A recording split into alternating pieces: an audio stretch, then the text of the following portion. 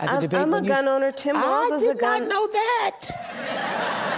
If somebody breaks in my house, they're getting shot. I don't really think it matters whether Kamala has a gun or doesn't have a gun or she knows how to fire a gun.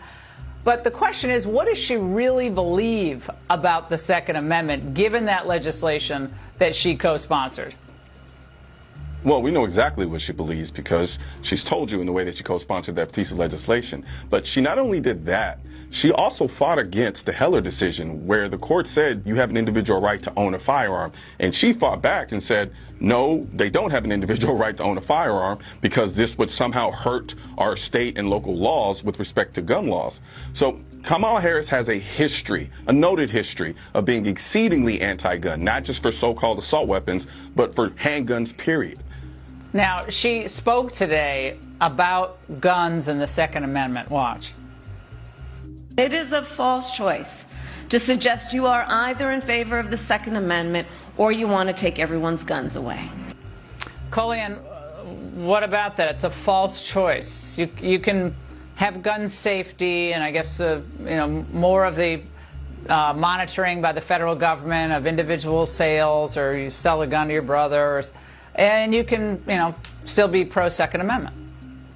No, that's not true at all, because one thing that we've learned about them as politicians as far as the anti-gun lobby is that if you give them an inch, they'll take a mile. So they'll say they want reasonable gun laws, and then as soon as they get those, they'll then move on to something else, as is the case here with Kamala. Back then, she wanted to ban handguns, but now she'll try to tell you, no, I only want to ban AR-15s. So they'll do what they think they can get away with. And right now, she thinks she can get away with banning AR-15s. And if she ever got that, she would then move on to handguns like she did in 2005. What do you say to African Americans today, many of whom are arming up because they're worried about crime in their own cities? Very quickly.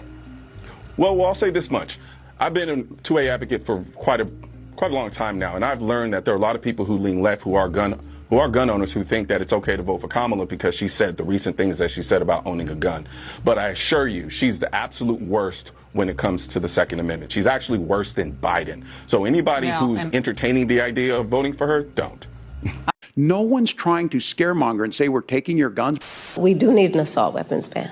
I do believe that we need to do buybacks. I support buybacks. How mandatory is your gun buyback program? It's mandatory. We want to ban assault weapons. We need an assault weapons ban. We need reasonable gun safety laws in this country, starting with universal background checks and a renewal of the assault weapon ban. Congress needs to have the courage to act and renew the assault weapons ban.